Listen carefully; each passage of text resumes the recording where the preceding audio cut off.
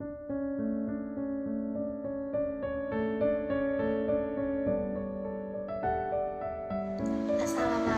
warahmatullahi wabarakatuh. Selamat pagi anak-anak. Gimana kabar kalian hari ini? Saya harap kabar kalian dan kita semua baik-baik saja dan tetap sehat. Untuk memulai pembelajaran hari ini, terlebih dahulu kita berdoa. Berdoa dimulai sesuai dengan kepercayaan masing-masing.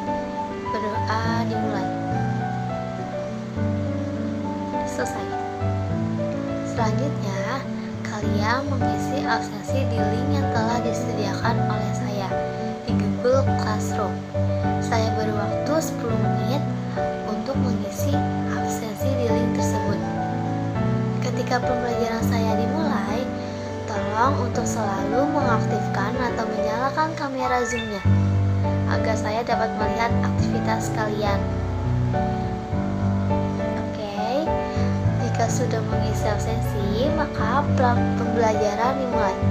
Pada pertemuan minggu lalu, kita telah membahas tentang cerpen. Adakah yang masih ingat tentang cerpen? Ya, benar jawabannya. Berarti kamu telah mempelajarinya dengan serius. Selanjutnya, kita akan membahas tentang teks eksposisi. Sudah adakah yang tahu tentang teks eksposisi? Oh ya, Karina benar. Teks eksposisi memang seperti itu.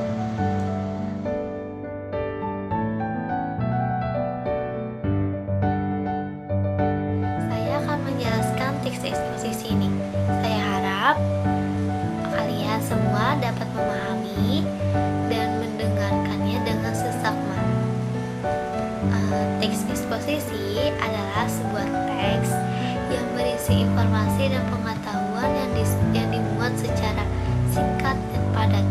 Kuncinya ialah informasi yang secara singkat dan padat. Tujuan teks eksposisi ya tentunya untuk menjelaskan informasi. Untuk apa sih sebenarnya?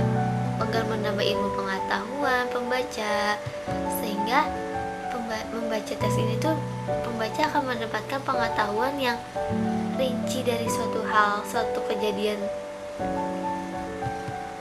Oleh karena itu, teks eksposisi ini tidak sembarangan, maka ada struktur teks eksposisi. Sudahkah ada yang tahu struktur teks eksposisi itu seperti apa dan bagaimana?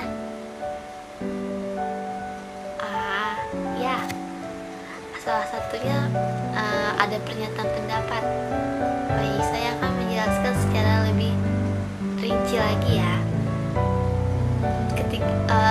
Teks eksposisi memiliki 3 struktur. Ingat itu. Pertama, pernyataan pendapat atau tesis.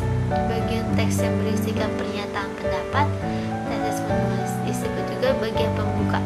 Jadi pernyataan pendapat itu ialah bagian pembuka yang berisikan tentang pernyataan pendapat dari seorang penulis. Kemudian yang kedua ialah argumentasi, bagian yang memuat alasan yang bisa memperkuat argumen penulis dalam memperkuat apapun ataupun menolak suatu gagasan. Jadi itu tuh untuk pendapat dari sebuah penulis, gimana sebuah teks ini baik atau buruk dilihat dari argumen penulisnya. Yang ketiga ialah penegasan ulang pendapat atau reiteration.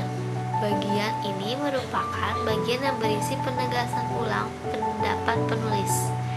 Jadi setelah argumentasi, kita lihat lagi nih, penulis mau lihat lagi pendapatnya apakah sudah benar atau benar-benar bakal bisa diteliti atau tidak. Jadi ditegaskan ulang lagi pendapat penulis. Selanjutnya terdapat ciri-ciri teks eksposisi. Pertama, menjelaskan informasi pengetahuan, gaya informasi yang mengajak, biasanya punya pertanyaan apa, siapa, kapan, di mana, kenapa, bagaimana. Jadi 5W plus 1H. Terus kemudian berusaha menjelaskan tentang sesuatu. Gaya bersifat informatif. Fakta dipakai sebagai alat kontribusi. Kemudian tulisannya singkat, padat, dan akurat. Berusaha menjelaskan sesuatu.